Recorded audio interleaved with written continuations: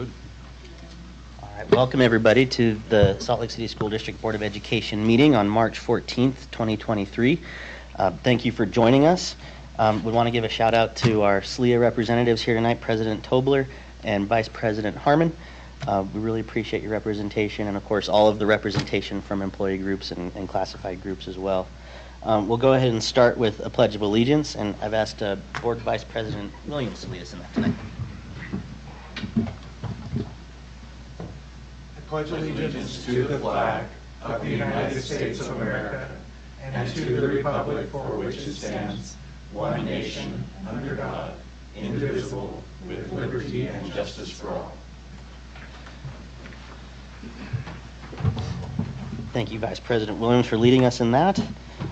There's no need for a closed session tonight, so we'll move right into our discussion agenda, which is the superintendent selection discussion. I know we met last week, so welcome back. Thank you, board members, for making time in your schedules to continue and move forward in this process. There are a few things that we need to really iron out in our discussion tonight. One being our stakeholder group, and specifically the participation and representation from the city, either the mayor and or her designee or other suggestions that were made. We also need to iron out the process that the stakeholder committee will be utilizing to review those applications that we do get in. It was suggested by Richard Stoll to Martin and Dr. Bates, myself, and Vice President Williams, that be an in-person opportunity for folks to do. They could pick and choose their days. They could do that. There's also some suggestions from board members during the meeting and offline that we could potentially do a virtual kind of option under protected documents, password protected documents, similar to other processes that we conduct as a board depending on the matter at hand. So those are the three elements that we really need to tackle with the review and the stakeholder review committee. We also will be reviewing the draft contract that Executive Director of Policy and Legal Services, Christina Kindle, has worked on in collaboration with Board Counsel Joan Andrews. And then I have some handouts for us relative to some requested items from the board from last meeting. This includes mostly just the questions that we had available when we interviewed superintendent candidates the last time we were in that process. So some things for us to think about that will help us distinguish candidates when we get to that point in time. So I guess the first order of business after that is really just discussing the elements with the stakeholder committee. So I would just open that up for discussion. Again, we're really trying to iron out representation from the city in that group. I have talked to the mayor just as an update from our last meeting. She did let me know that a full day would be tough for her schedule. Virtual would be great, and she's also completely comfortable with Jennifer Newell taking that responsibility on for her if need be. So that's kind of the language that I wanted to throw out there, is the mayor and or her designee, which would make a lot of sense too. So let's start with that first element of representation from the city on the stakeholder review committee. Any thoughts?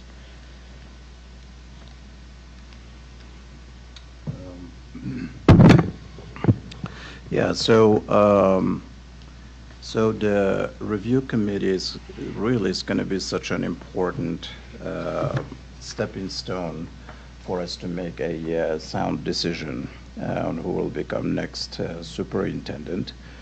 And so personally, I think for them being here in person would be great. But one thing that I've just been thinking about, which is, I wonder if it is best as well that we contact the people we are recommending and see what would work best, for their schedule. And if they say it's going to be virtual is best for them, then we're going to need to have some measures, guardrails around that to ensure the privacy of the information and security of it. So, yeah. Thank you, Holly. Vice President Williams. Yeah, I think some similar things to what Mohammed said. I think there's value in the in-person aspect. I think that the sensitivity around anonymity and security of the documents we're being provided, I think that's important. But similar to what Board Member Bade said, I think about the electronic or the protected document piece in terms of access. I know the names that I've put forward, at least one person has expressed concern that they don't have the time with work to come in and physically do that here. However, maybe we could look at some alternate options, maybe weekends or evenings or something of that nature. I'm personally pretty flexible in how we want to handle this, but I want to make sure we're doing it right and keeping sensitive documents protected. And Bryce, do you mind expanding on that? Because I know Richard had some thoughts about liability and confidentiality elements with protected or in person. Yeah, I can expand on that. In conversations that we've had with Richard, and he's done multiple, I think hundreds, probably of these processes, his recommendation very much was that we do the in-person piece. He did, however, say, we need to do what we need to do, but that there'd be a lot of liability and risk around doing something outside of in-person. So I think we would need to be very sensitive, very careful about how we do that. But I, again, am just still thinking about that access piece as well. But I'll let the rest of the board talk through that. Balance for sure. Board Member Jensen. So when you're referring to Richard, I assume you're referring to Richard Stoll, the Yes. USBA Yes. Executive Director. Yes. I think that's helpful for the Yes. public. I understand what Richard's saying, and the individuals that I have spoken with, they have all indicated that they could take the time that was necessary to come and do their review, here in person or the designated area that we come up with. I guess what I'm thinking is maybe it could be like special circumstances. I mean, I like the idea that the mayor is saying that she would participate in that. I mean, she's a significant individual in our community, but I also understand the mayor taking a day to come somewhere. So maybe if there are specific exceptions, you could do it that way. Okay. Thank you. I don't know if Jenny, if you want to weigh in. I know you're virtual tonight and busy. I think we should make it Hold on one second, Jenny. We're having a hard time hearing you. Turn up the volume.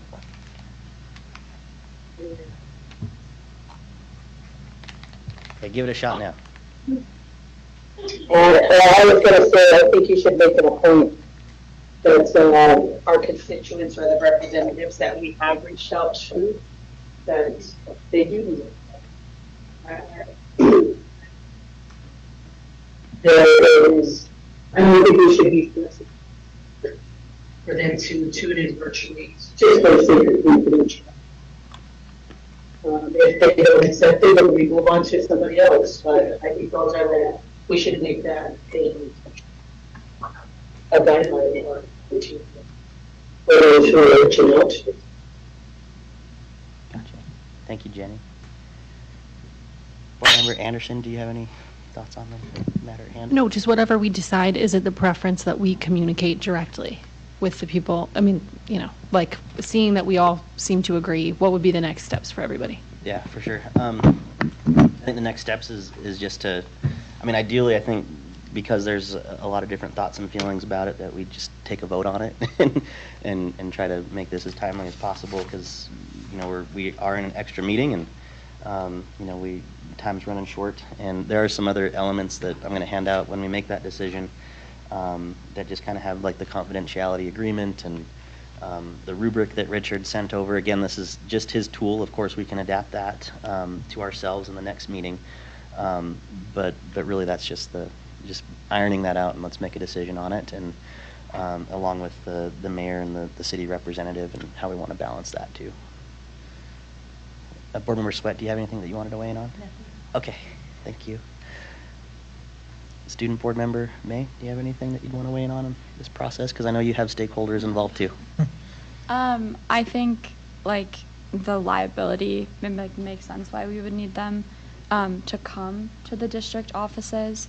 I think especially like some board members have brought up, if we do have like the staffing to be flexible with people's schedules, that might help with some of the like representation concerns. I would maybe be a little concerned if we only offer like during like the traditional 9 to 5, like an opportunity for people to come in, because I don't think that would be representative feedback. But if we're able to get more times and work around people's schedule, I think that would be a good way to balance with the liability. Okay. And Superintendent, I know you and I have talked about different alternatives and different timings. Have you had a chance to work with folks here at the district office about what some of that could look like? I think we can make anything. It'd be nice if the invitation was, this would be our preferred time. If you have an individual situation and need to make other arrangements, please contact us, whoever us is, and talk through when you'd be able to do that. Could that include a Saturday? Could do weekends, evenings. Yeah, this is important. We'll make it work. Okay. Thank you. Well, there's still some differences here, so I think the way to speed this up and move us forward is just to call for a motion to move this to action, and we can continue the discussion and take a vote there.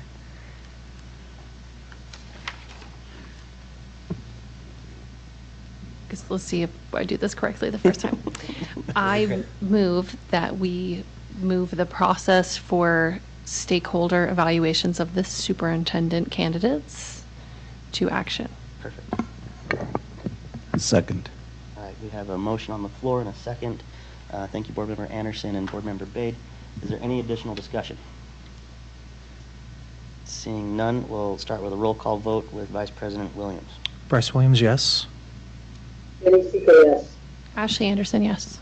Nate Salazar, yes. Mohammed, yes. Ryan Jensen, yes. Christy Sweat, yes.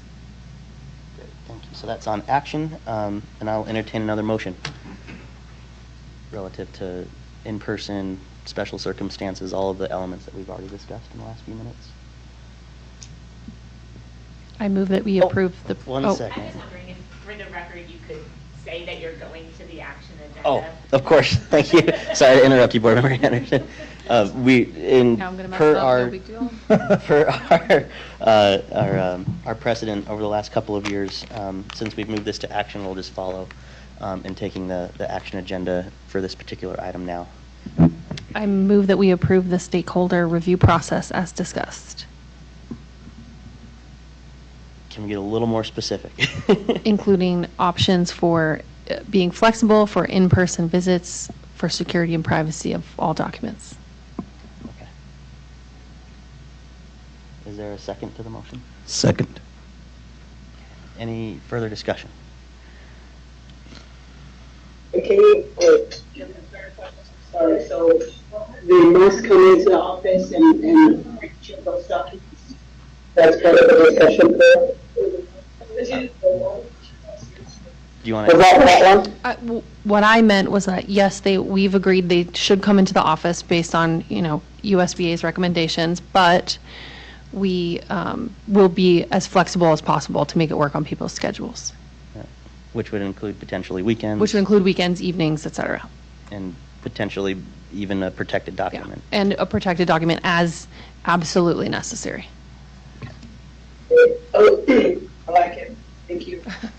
Thank you, Jenny. All right. Any further discussion? All right. Thank you. We'll go with a roll call vote, starting with you, Board Member Sika. You said yes. Okay. Yeah. Ashley Anderson, yes. Nate Salazar, yes. Mohammed, yes. Ryan Jensen, yes. Yes. Bryce Williams, yes. Okay, that passes. And then Superintendent, I think, do you feel like you have enough direction to come up with some dates and opportunities and Yes. flexibilities, all those? And we'll, there was some discussion at the last board meeting about from whom those invitations should come. So let's maybe all this board leadership can talk with me about we should do that invitation and We'll definitely be jumping into that, and I have a packet of Very good. stuff that includes, a draft of some of those elements too. So not quite yet, we're almost there. Very good. Thank you, Superintendent. I think the last element relative to the stakeholder committee is the representation from the city. And I know folks talked about potentially the city council, some folks talked about the mayor.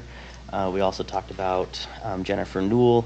I floated the idea that we, maybe if it is the mayor, that we say the mayor and/or her designee, which would include probably Jennifer Newell in my discussions with her, but I just wanted to open that back up so that we can be pretty clear to her or the city about what direction we've decided on. So I'll open it up for discussion there.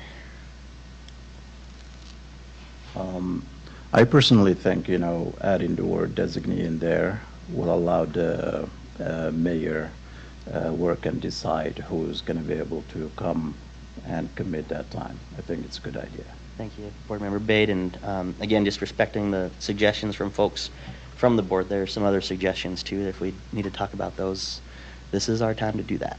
So, any other thoughts relative to other representatives from the city that we've talked about publicly so far?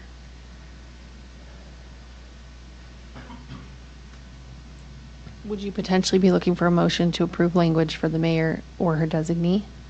I would look for that, yeah, Okay. I would move that we, to action. I would move to action, that we appoint the mayor or her designee as one of the stakeholders on the review committee. I'll second. All right, we have a motion and a second on the table. Thank you, Board Member Anderson and Vice President Williams. Any further discussion? All right. Seeing none, we'll start with a roll call vote with Board Member Anderson. Ashley Anderson, yes. Nate Salazar, yes. Mohammed, yes. Brian Jensen, yes. Christie Sweat, yes. Bryce Williams, yes. Jenny Seeker, yes. All right, perfect. Thank you for that. Those are two of the key elements that we needed to iron out relative to the stakeholder committee. Oh, gosh. Thank you, Bryce. Now that that's on action, we can move, I'll look for another motion. I move that we approve the language for the superintendent or her designee to be on the stakeholder committee. Mayor, What did I say? superintendent. That, yeah, whatever. The mayor or her designee to be on the stakeholder committee. I'll second that. All right, we have another second and a motion from Board Members Anderson and Williams. Any further discussion? Okay, seeing none, I'll go ahead and start the roll call vote. Nate Salazar, yes. Mohammed, yes. Brian Jensen, yes. Christie Sweat, yes. Bryce Williams, yes. Jenny Seeker, yes. Ashley Anderson, yes. Perfect. Thank you for catching that, Bryce. I was a little too excited, I guess. But I do have some packets that I wanted to hand out. And Jenny, I'll make sure that you get copies of these. Here's one for Alan, too. Get rid of this one there. I'll make sure you get copies of these after the meeting, Jenny. I'm so sorry. I should have sent those to you ahead of time. So what you'll find in this packet is just the list of stakeholders that we have so far. I believe this is comprehensive. I think Student Board Member May has her suggestion that it didn't quite make it onto this document yet. So we'll make sure to update this and get that out to you when we have those finalized. You also have the draft that I put together per Richard Stoll's suggestion originally, and we'll certainly adapt this to fit the language of what the board decided in our motion tonight. There's also the confidentiality agreement that we're going to have folks sign and agree to while they're reviewing the applications of the superintendent candidates that come in. And then the last thing in that folder, our packet, is the rubric or the tool, the evaluation tool that Richard sent Superintendent Bates and Bryce and I, just to be ready. Again, specifically with this rubric and all of the elements in here, aside from who we've kind of designated to be on the stakeholder review committee, is open for edits and interpretation, suggestions from this board. I don't think we necessarily decide what those edits are tonight. I'd like you to take this home, digest it, and we'll be discussing it again on the 21st next week. So, but I wanted you all to have this at hand and be thinking about it for another week or so, unless there are elements of this that we want to dive into tonight. But otherwise, I think we could probably move on to the draft contract. I just have one question. Or Mayor Anderson. When we're looking at the candidate application evaluation, does it seem, I'm just curious if others think this is in general a good length? Like one of the things I would be looking for, especially after hearing some feedback on the superintendent search survey, was like, oh, there seems like some duplicative information here. I don't really know the difference between these things. Or how does this relate to being an effective superintendent? Like if we all agree on the length, I wouldn't consider changes like that, but does anyone have opinions on the type of edits that we should be considering that would be most productive? You know, that's funny because those are some of the questions that Bryce and I asked Richard. And one of the things that I thought that maybe we should have prepared for the stakeholder review committee is kind of that profile or what distinguishing characteristics we're looking for in a superintendent and how we, you know, kind of decide who we're going to invite for interviews. And the feedback we got from Richard is we want these folks to review these applications based on their own lived experiences, their own professions, their experience as parents, as leaders in the community as well. Because we have a very diverse list of folks that's on our review committee so far. And not that it's supposed to be ambiguous, but we felt like, or Richard feels like, and I think I agree with this, that it'd be good for folks to look at this through their own lens. Length is another thing, but some of the characteristics or the dimensions as you see on here, we can adapt those to fit what this board would like to see or what it would like to look like. So I think it's open to edits and suggestions for sure. Okay, great, thanks. I have one more in regards to the messages going to go to the candidates. I'm wondering if there is a way we can put it like the amount of time to allow, so people will be ready. You know, if it's going to be 4 hours and 5, you see what I'm saying? So Yeah. I wonder. I'd be hesitant to put like, this is going to take you 4 hours, because something that takes 4 hours for most people takes like 8 hours for me. But maybe like a range, you know, of times. Just maybe getting a little more specific is what you're suggesting. Not necessarily specific, but I think the range is really, really good. Okay. Yeah. Vice President Williams. I also think that, and Mohammed, I agree. I think it might be a little difficult, though, because we don't know how many candidates we're going to have, but Yeah. I get the spirit of that. That makes sense. Thank you. Okay. Those are good suggestions, and I'll certainly be cleaning this up and getting it out to everybody before our meeting on Tuesday. That's great. Have further discussion. Board Member Jensen. So after that meeting on next Tuesday, you'll be sending this out quickly, or? I'd like to. Because I have had, well, one individual call and say, I haven't heard anything. And I mean, that's fine, but they were just concerned that, you know, maybe they'd missed an email or something. So I guess what I'm trying to do is say in this meeting, none of you have heard anything yet, but you will be hearing Yes, something exactly. shortly. Yeah, You and- know, because we've asked them and they want to do their duty, and And if it is the board's desire, you know, we could send this correspondence out before next meeting, and we can tackle, you know, all these other elements of the rubric and confidentiality agreement. And I can certainly send a draft out and get feedback, and if we want to get that out sooner, because folks that you're hearing from, you know, are intrigued and anxious, then, you know, to get started and excited, so we can do that as well. well, I think that we can wait a Okay. week, but I mean, what I was just saying is I want them to have heard something. And I mean, in this meeting, we've now discussed this, and it would be reflected, you know, in the minutes or whatever, that yes, it's forthcoming, you know, in the next week or, yeah. Okay.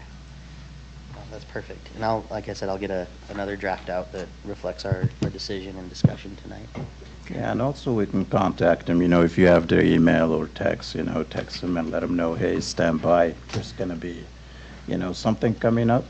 And that, because I totally understand what it's like to be anxious, did I miss emails, Oh, don't even tell me about that, So things like that. I mean, if we can get in touch with them. For me, I'm going to go ahead and text my the individuals and let them know. Hey, Well, I think that's a good approach. yeah, Really. Yeah. thank you. Thanks, everybody. Board Member May. I think this is more just like targeted towards students, but I might take up the as I'm sure you understand, just because I don't know like the assumptions or like about like what students would know or wouldn't know about like this kind of opportunity. I don't think many of them have done something like this before.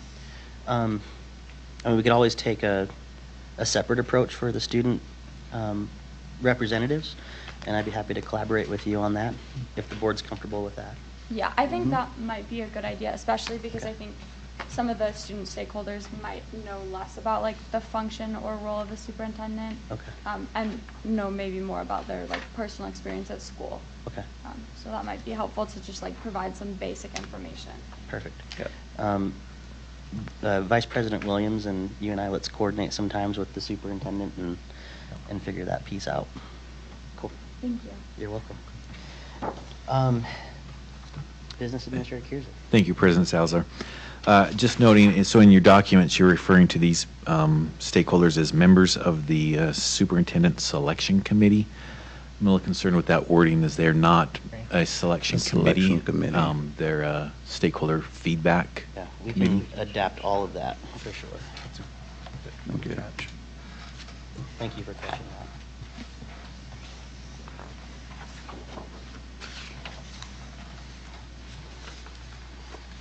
Perfect. Any other thoughts or discussion points on this part of the superintendent search discussion topic? Would you prefer that we send comments to you in advance of the next meeting, so their feedback is kind of collated to then share, like individually, or break it all down next Tuesday? With what aspect? Like for the review? Like if I committee? had edits on this, is Oh. it most beneficial if as individuals, we send it to board leaders first, so feedback can be collated and shared to, expedite? I mean, I think the feedback is always helpful ahead of time, because it really helps, Bryce and I kind of craft the discussion in some ways. But I'm hesitant to change this document until it's discussed publicly. Yeah, definitely not Yeah. discussed, but if we endeavor to send it in advance, Yeah. we can have a discussion where some of our duplicative comments or comments we know people disagree can be, rise to the fore. I like that. Thank you. Great. Any other thoughts, feelings? And when we've polished them, we'll send them back to Richard, and he'll thank us for all the... You're welcome. The next superintendent search he does, they'll get ours. So, excellent. Thank you, board, for taking the extra time to do that. Those really just a few key elements of ironing that out, so that the folks that we've asked to commit time to have a better sense of what we're asking them to do. So I appreciate that a lot. Up next, relative to this topic, I'm going to invite the Executive Director of Policy and Legal Services, Christina Kindle, to come walk us through a draft contract that we have also decided that we need to get rolling on and ironed out, just to get this process moving forward as well. So I have copies. You all got copies earlier today, and here's some hard copies coming around. There you go, brother. And Ms. Kindle, would you mind just kind of walking us through the process and how you strategize this with board counsel, Joan Andrews, and the feedback that she gave and examples that she gave as well, and then just kind of piece by piece what's in here? Of course. Thank you. So I had talked to Joan Andrews prior to drafting this about various portions of it that we both agreed should be in there. It was a conversation that we had without looking at any of the documents specifically, but we were talking about some of the issues that we had seen in prior contracts, or that she had seen, or that I had seen. So we were hoping to avoid those issues in this contract, but it wasn't specific to any particular contract. And then she just indicated that I could take a stab at drafting the contract. So I looked at I would say the past 4 contracts that we've had for our prior 4 superintendents, looked at those, looked at some of the contracts that I had known Joan had drafted that were public documents out there for school districts that she represents, looked at some of those superintendent contracts, looked at some of the contracts from around the country, and came up with this document, which I sent to board leadership and the superintendent and business administrator. Oh, and I should point out that I did look at the business administrator's contract so that some of the provisions would be the same. But anyway, I sent it to Joan, Ms. Andrews, on Monday at the same time I sent it to you all. And then I spoke with her yesterday, and she did not have any changes. She said it was something that would be easily recognizable to any local candidates that you all may have, because it seems to track the language that is in standard in superintendent contracts across the state of Utah, and she didn't think that it would be anything objectionable to any national candidates that we would have either. So that was sort of the process. She didn't recommend any changes, and that's kind of where I got. Does that make sense? It does, thank you. So just walking through it, the term is a 2-year term pursuant to state law, and it assumes a fiscal year from July 1 to June 30th. The professional license and responsibilities of the superintendent, this was drafted off of what has been in Salt Lake City School District superintendent contracts. I did change the wording of some of it. What I will say is that the contract that you currently have in front of you, I am changing the license statement. It did say administrative license. I believe that's what it says in there in Part A, because that was what is in the brochure. That is outdated language, and I just needed to double check that. So the contract, if you move forward with this language, would be professional license with a license area and school leadership. That was a change that was made 2 years ago, so it will no longer say administrative license, because that's not a thing any longer. The duties of the superintendent, I know one board member made a comment about serve as the chief executive officer of the board. He requested that, or he suggested perhaps that be district, but that language is straight out of state code, so it is the chief executive officer of the board. That's how it has to read. Okay. That's in statute. So these duties are very similar to what you would see in prior contracts. I did combine some because there seemed to be duplication in what had been in prior contracts. So 3 is a combination and an amalgamation of 2 provisions that had been in a prior contract. And 5 is a new addition, but it was in line with other superintendent contracts throughout the state and nationally. But everything else was pretty close to the same, although I may have tweaked some of the wording. Responsibility to address feedback, that's something that's, it seems to be unique to Salt Lake City School District. It had been in our prior contracts. I did tweak some of the language. This isn't a provision that's necessary, but since it was in the prior contracts, I decided to leave it in out of respect for perhaps tradition that's happened in Salt Lake City School District. D, attendance at board meetings. Again, this is a provision that's standard nationally, and that exception with regard to except closed meetings limited to the deliberations regarding the superintendent, that exception is also standard in contracts. And that wasn't something that was in the prior contract, but I did add that here. And that doesn't mean that the superintendent couldn't attend those, it's just that they don't have a right to attend those. Does that make sense? The one thing I did take out, and this is something I discussed with Business Administrator Kearsley, there was some clause in here related to board meetings with citizen community groups or something like that, which we weren't exactly sure what that meant, but we figure it's all part of board meetings. So any type of board meetings would be covered by here. So we felt like we didn't need to delineate that as well. So D is pretty standard. Outside activities. Again, this was in two places in the prior contract, so I just put it in one.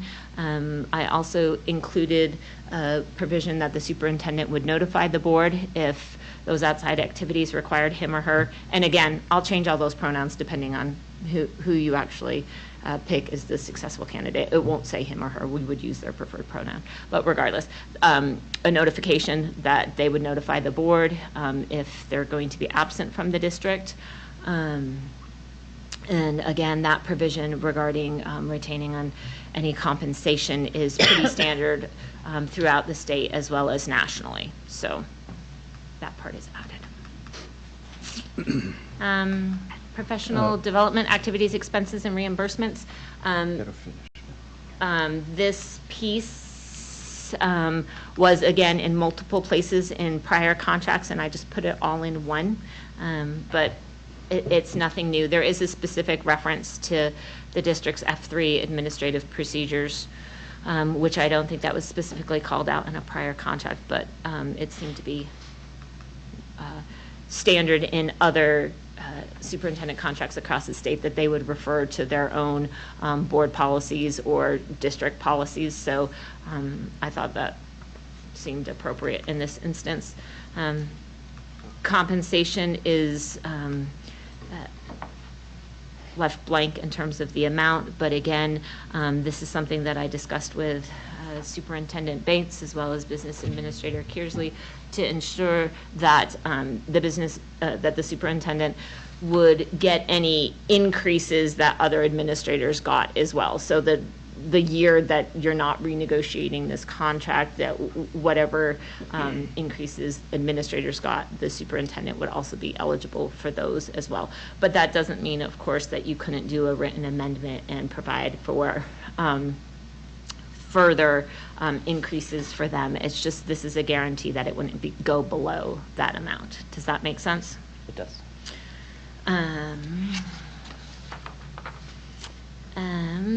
Benefits, this leave and other benefits tracks what's in the business administrator's contract. It may look a little different because before the contracts all had vacation, personal leave, and medical dental insurance benefits all lumped into one paragraph, and I thought it was somewhat hard to read, so I broke it out into the first part being vacation, second part being personal leave, third part being medical and dental insurance benefits. So although you might not have been used to seeing an A, B, and C under this part, that's why I did it, just for ease of reading. Okay. Early retirement benefits, this is something that we've previously had in superintendent contracts, and that several superintendent contracts across the state had this. We did, based on my conversations with the business administrator, we tweaked it a little bit to talk about upon leaving the district if the superintendent was eligible for retirement through URS. So it's sort of a combination in terms of when they would be eligible for this retirement benefit. But that was really to ensure that someone wouldn't work here for a year and be 30 and we would be paying this forever. So it's sort of contingent upon being eligible for retirement through URS when they leave here as well. But just so you understand, people don't retire from the school district. They resign or leave, and the retirement's through URS, so that's why that language is tweaked a little bit. Okay. Does that make sense? Yeah, to so everyone? I guess just a point of clarification, if we did have an out-of-state candidate and they weren't vested in URS, that would be one of the contingencies, or? Right. So in theory, they'd need to work here, depending on their age, at least 4 years to vest. But then there's those other, so if they were super young and only worked 4 years, they still wouldn't be eligible for retirement. So it's based on number of years or age. Okay. Thank you for that. And then a travel expense piece, which is exactly what's been in the other ones as well. the evaluation piece. This is, again, this one is tweaked. It does indicate that you would do an evaluation and assess the performance of the superintendent at least once per year during the term of the contract. That doesn't imply you couldn't do it more often, but this is requiring at least once per year, which is aligns with what's in your board handbook. Also, your evaluation pieces sort of were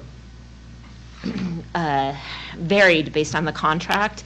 And so there were some that said you would have to agree on the evaluation tool. There were some that said you had to agree on the goals. And this is just basically, I didn't necessarily pick one of those. I just said the evaluation may include, and then I gave suggestions, which seems to be more the norm for these types of contracts. So the board's hands aren't tied in terms of what that evaluation may be, or based on you and the superintendent agreeing to a particular tool or saying that it has to be on a specific goals, but this provides more flexibility. So that's how this is written. Again, you know, I left it general in terms of giving advance notice. You could specify the amount of notice you wanted to give in advance if you thought that was appropriate. And again, this is obviously your contract, so whatever you would like to do. Notice regarding reappointment. Yeah, typically every superintendent contract has something along these lines. It was not in the most recent superintendent contract, but this is language that had been utilized before in some sense. And then again, this is looking at other superintendent contracts across the state and talking to Joan. This seems to be very fair language in terms of allowing the superintendent at least 6 months' notice if you do not plan to reappoint. I think we just thought that was fair in terms of that, but and just clearly articulating that there's no expectation of ongoing or continued employment, which is important.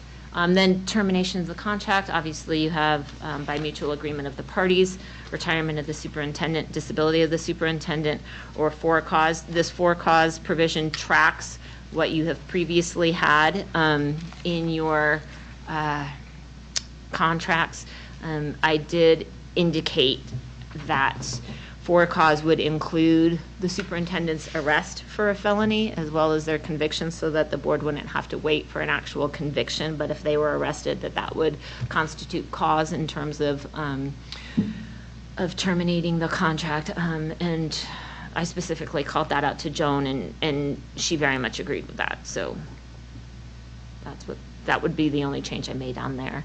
And then again, resignation and death of the superintendent, neither one of those had been changed. Commitment to contract, this is something that Salt Lake City School District has had in the superintendent contracts. It's, I just left it in there. I didn't necessarily see it anywhere.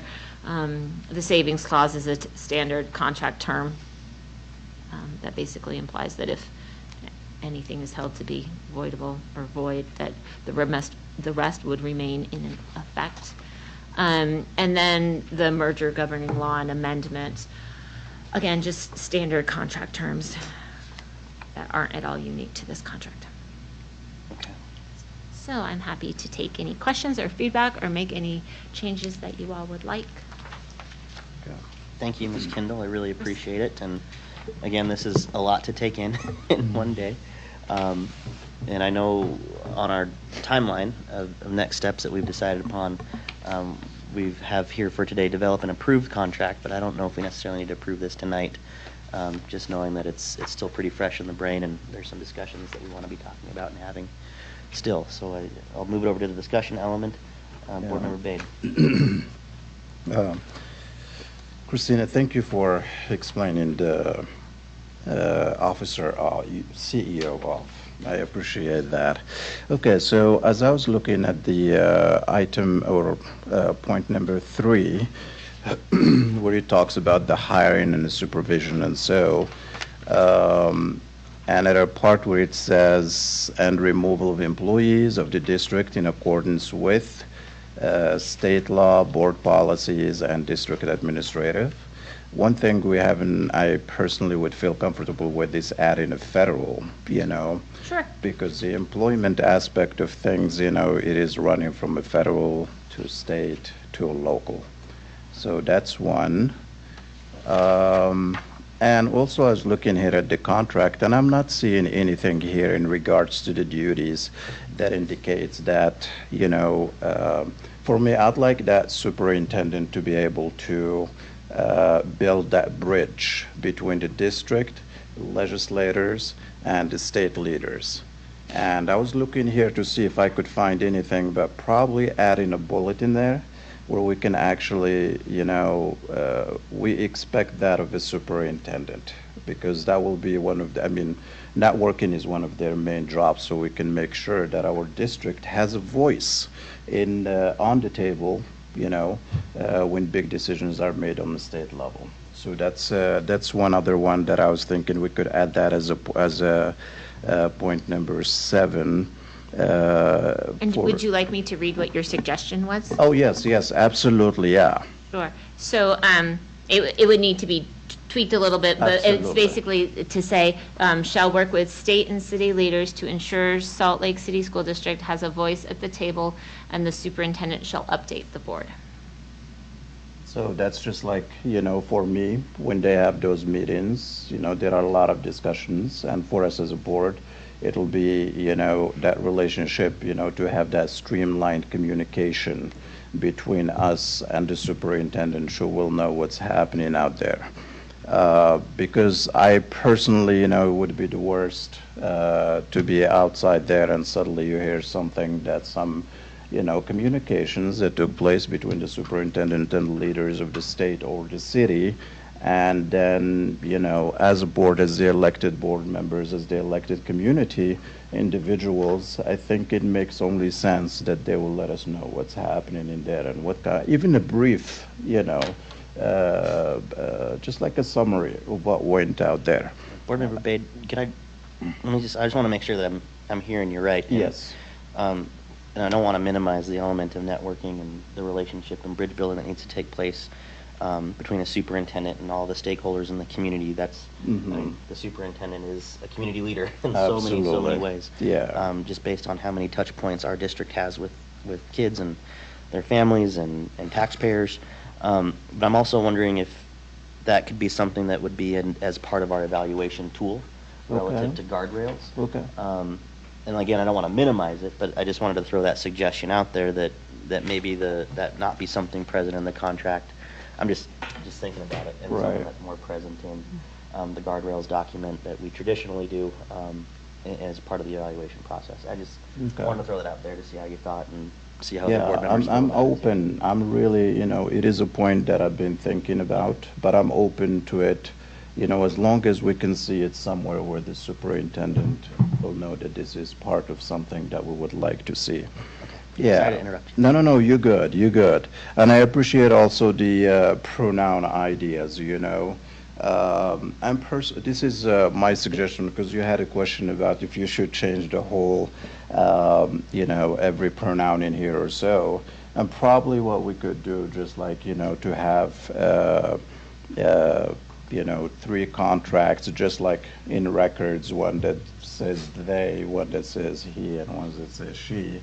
And when the superintendent is appointed, the pronouns are taken into consideration, especially that this is a public document, and we want to make sure that everyone understands that they are part, of this community.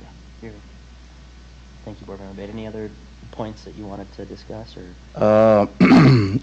One more is about the evaluation, but since it is like part of our board book, I personally think whoever is it really is worth looking into this, whoever the policy committee is, to look into this idea of evaluation. We have this superintendent who's going to be here for 2 years, and evaluating them, once a year. I know we could do as many as we want, but it would be nice if it is stated in there, because when you have a superintendent, at least for the first year, there should be 2 evaluations, one in 6 months and the other one at the 12th month. But but I personally really, it'll help prepare the superintendent for what we want them to do. And so that's another thing that I think it'll be great eventually to bring down in the agenda with the policy committee or so. Thank you. Thank you, Board Member Bade. Board Member Anderson. Yeah, just to add on to that, I would suggest making the contract actually just gender neutral and saying they, them, theirs, and using the same contract. Yeah. Is there- For contract provisions, like legally writing, you wouldn't do that. If that's the board's direction, I'm certainly happy to do that. Is there- That's not standard practice. So it's my understanding that standard practice is shifting for the purposes of being more inclusive, but is there some downside to just making it neutral to start with? Nope. I mean, no, I can certainly do that. Like, it's not standard, you're saying it's not standard practice, but there is no, like, what's the reason why you wouldn't make it gender neutral? No, it's just that in the style guides that we've adopted in formal writing that deal with legal contract writing, you wouldn't do that. But I'm certainly happy to do that if that's the direction from the board. It's not going to affect the validity or legality of the document if you do that. So if that's the direction, I'm happy to do that. Okay. Is there any thoughts on that particular element relative to gender neutral pronouns? I know in our policies and other elements that we have in the district, we've been working on shifting that language, but again, it's a board decision, and And again, at this point, we're not shifting it to a neutral with a they, there. We're shifting it to try and just use the word again, like the student again. So so there are less pronouns and less gender markers. And I guess my assumption would be that we would put in if whatever preferred pronoun they had, and if their preferred pronoun is they, then we would definitely put that in, right? Yeah, I would think that it makes sense to have the template be gender neutral and then make it specific to the applicant, rather than have everything listed and then make it specific to the applicant. But I don't know the standard practice, so I won't give you direction other than to say, I think if we're making a move towards something, we could put it in alignment with what you're already doing. Yeah. Thanks for answering. Of course.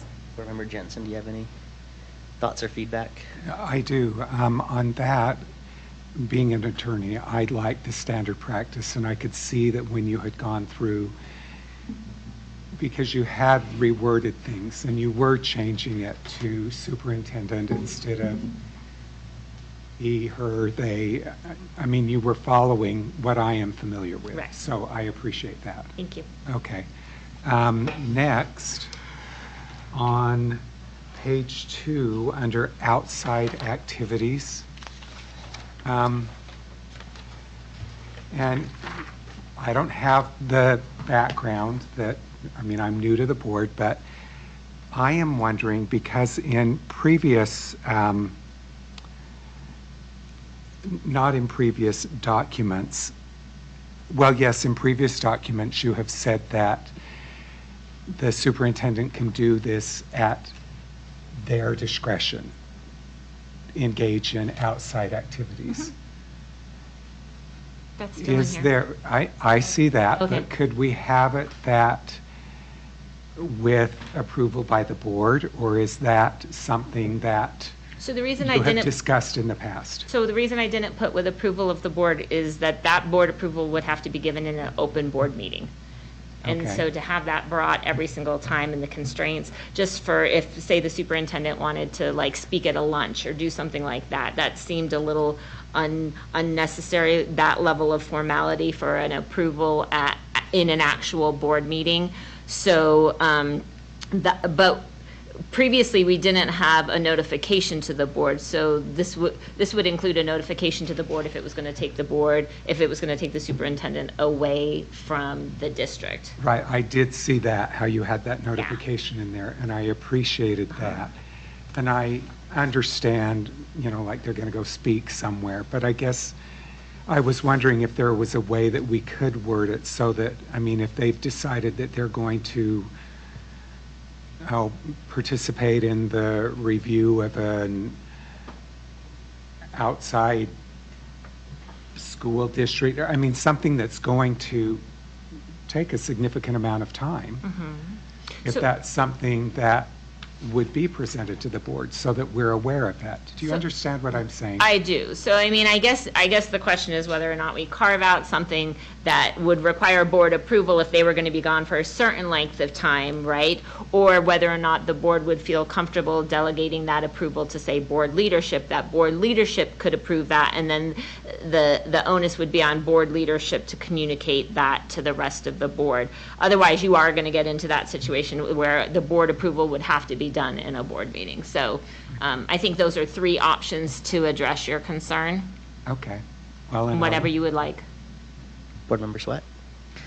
I think those are really great questions, and I'm hoping that when we have our sit down and we talk about the guardrails, that there would be a conversation about if you're going to go somewhere, be out of town, be out of state, that the board would be notified, because at that point, we would need to know who's in charge. Right. You know, if there was anything that needed to be done. So I think that instead of putting it in the contract, that we could definitely put that in the guardrails. Okay. You know, I think that that would be a great document, you know, to vet that out, what you're saying. I think it's important that we do know where our employee is and what's happening, and, you know, if he's traveling, so, or if he needed to be, you know, gone for a specific amount of time. So I- that would be my suggestion, would be maybe in the guardrails, but of course it would be up to everyone else what they want to do. Yeah, And I guess I would say that travel expenses need to be approved Yes, by the board. they do. So if it was going to require travel, it would come to the board for your approval, Yeah. as the entire board. Yeah, I appreciate that too, and working for, I guess, well, 2, maybe 3 now of the large public institutions in the city. That is a standard practice for executive directors at the library, and when I worked for the mayor's office, the mayor would always appoint a designee when they were out of town, so that folks knew who to go to, and cabinet members and other city department heads knew who to go to in the event that there was an issue, so. Well, I appreciate Oh, I was like, what happened? But I appreciate that. that. I mean, that's what I was trying to get to. If they're gone for an extent, I mean, we need to know Right, who's running the show, right. you know? Okay. And yeah, and definitely there is still that notification piece, so you would know. It's just if you want to get to the approval piece, we would need to tweak that language Okay. somewhat. Over on page, let's see.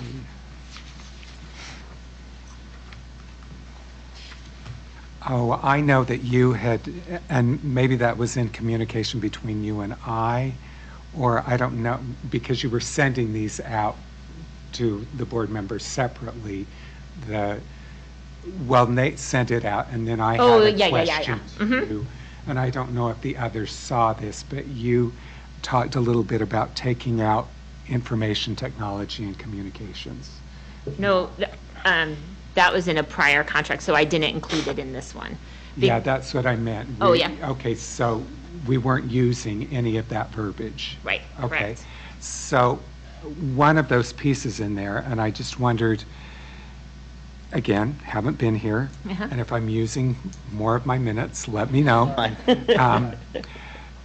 So it says the district shall provide the superintendent with a laptop computer with data plan and secure remote mobile connectivity. I mean, that kind of made sense to me because the superintendent is going to have all of this secure information on his or her or their computer.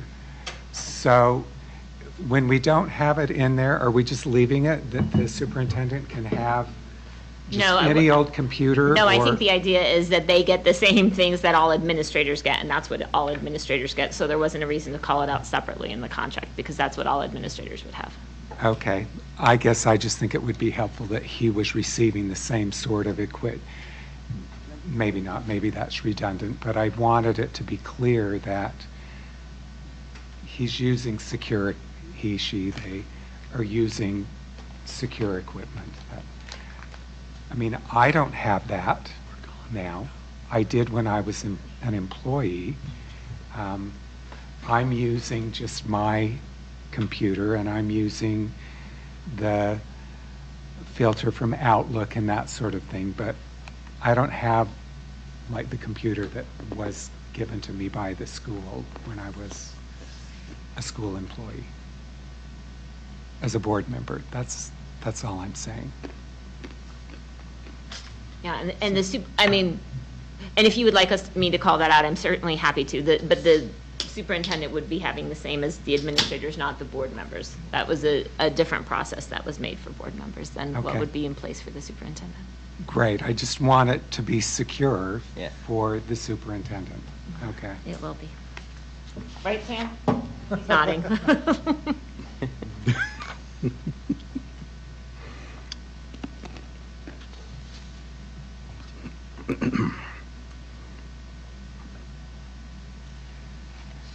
Okay, this was my last one. This is under the for cause. Okay. A provision that you used previously was the superintendent, this would be a cause. Okay, the superintendent's failure or refusal to immediately perform specific written directives of the board. Which directives are consistent with board policy, district policy, and applicable law, and are within the scope and nature of the superintendent's duties and responsibilities. Was there a reason that we didn't think that was? It's in D1. Oh, did you add it into D1? Maybe it's just reformatted a separate way, but it's in D1. Okay.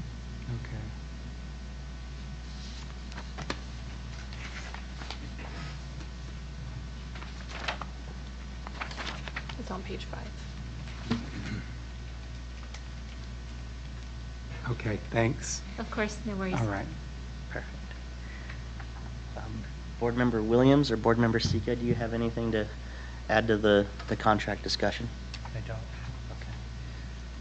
I don't have anything. That sounds great.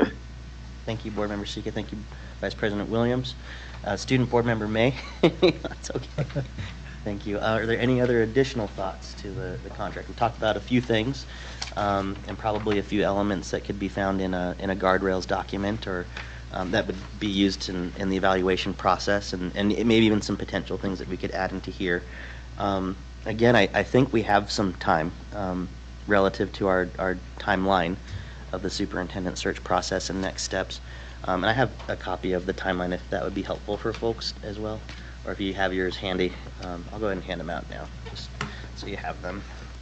I know we talked about approving it tonight, but I think with just, it's a lot of information to take in. There's some suggestions that we need to go through still and consider. So I don't think we should approve this tonight per se, but continue the discussion at a later board meeting. I think technically we would have until at least, at the very latest, when we start interviewing candidates, I would like to have this contract finalized by the board so it can be presented to potential candidates that we might want to offer a position to. So that's kind of the way I'm looking at it. Unless the board feels otherwise, I think we could probably let this discussion rest for the evening and move on to the last element of our meeting tonight. You good with that? Okay. Thank you. And thank you for the discussion and your suggestions. The last thing that we have on the list of things to talk about, and this is per request of the board at our last meeting, and thank you to Sam for helping us find some of these assets that we utilized in the previous superintendent search that we did. So what I'm handing around are the questions that the board developed for the first round of interviews, and the questions that the board developed for the second round of interviews. I suggested that these would be helpful relative to distinguishing characteristics of a superintendent candidate. Here's the second one. And a couple of thoughts. I thought that we could, review these tonight in more detail in small groups, just to get a little more lively and differentiate the board a little bit. That's a teacher word there, James. Brian. Or we could take them home, digest them, and discuss them at our next meeting and subsequent meetings moving forward. So it's probably bringing back some memories for those of us that were on the board. But nonetheless, I'll follow your lead and your direction on how I want to handle this next portion of the the topic on the agenda tonight.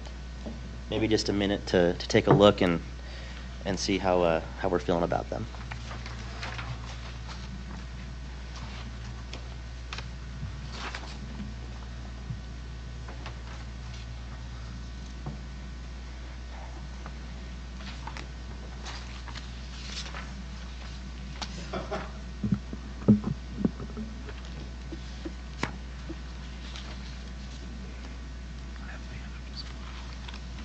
Vice President Williams. Thank you for providing these sample questions. I think and I'll speak for myself, would personally like to take these home and digest them a little bit. I feel a little inadequate to make a decision tonight without Groovy. spending some significant time. Okay. Board Member Hanson? Did USBA give any feedback on these questions? Does it derive from things that they had sent? Is it something the Yeah. board generated? So for more context, these are the questions that we used in the previous superintendent search.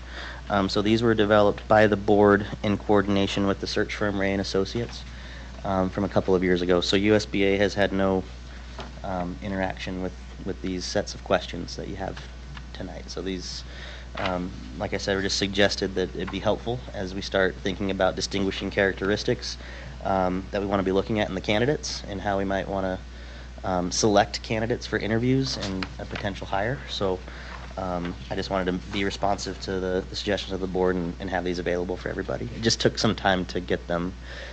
Thank you, Sam, again, for looking for them. So, Board Member Jensen. So when you look at them, it's like question 1, 2, 3, and then it skips to 7, 8, 9, or, so were there questions that you felt were not, I missed a adequate page. to be, or did they just get left out? I missed a page. I'm so sorry about Okay. that. I'll make sure to get fresh copies out to you. I don't know. Yeah. We're missing page 2 on both of I those. think you're also missing page 4. This looks like it was I maybe think you're front missing back, page 'cause we're 2 missing and the- page 4. Okay. They're probably It's just the back to even back. There we go. Gotcha. It's And the probably same- back to back or something. The same happens on the second round. Can you? Okay, that'd be great. I have them in an email. We can get them to you and we'll send them out to everybody. We'll get fresh copies sent out via email. Okay. You know Per- what? If you take 10 minutes, you might have them just. Okay. They're back to back. Thank you. I can add just a little bit. I'm asking because as I skim through them, some of them seem like they're asking the same thing, Okay. but I also don't have context to consider maybe a different question. So I'm just wondering if in addition to these past questions, there are recommendations from USBA, or that's not something that they, like, because a lot of these materials are from USBA. Yeah. So is there a companion to this where perhaps we could combine those options for questions? I asked Richard about that, and he sent 4 different documents, turned out into 114 different questions. So he didn't have recommendations, he just sent us those sample questions. Okay. And you, I don't remember, You sent them out a couple weeks ago. there's, and it turned into 114 different ones, but there's no specific guidance regarding questions, he just sent examples. Okay, great, thank you.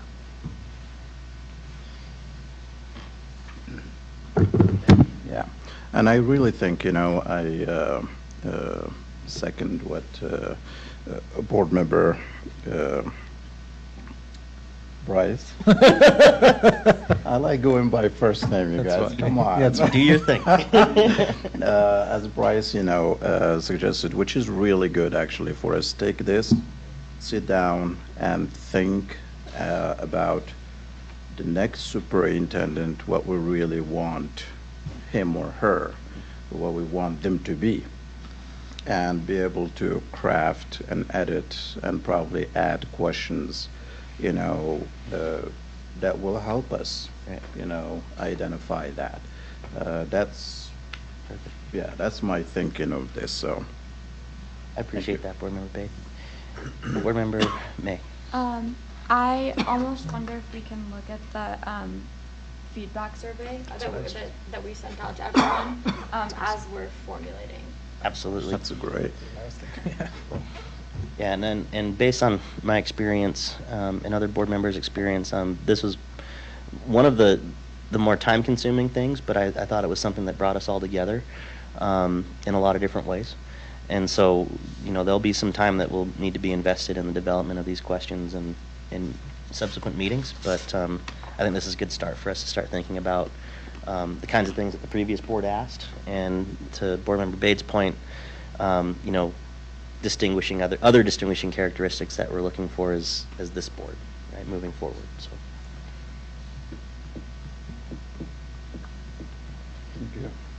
If there's no other discussion, we could go ahead and I'd move to adjourn. Folks are good with that. Okay. Thank you, everybody, for joining us. We don't have any board member reports or anything on the agenda tonight, but we will certainly have a more traditional meeting agenda and meeting next week. Funny because Thank you so much, We'll everybody. have those copies Shot off the with the table. even numbered pages. and I just watched to- the hang out for a video minute to and get like you see Okay. why I did it, Thank you. and there was no. Meeting at Thank you. Thank you. Thanks, Jenny. No, it just. Bye. Bye. Let me quickly email one to Jen. Yeah. So I thought it was happening again. No, that was my. Thank you for.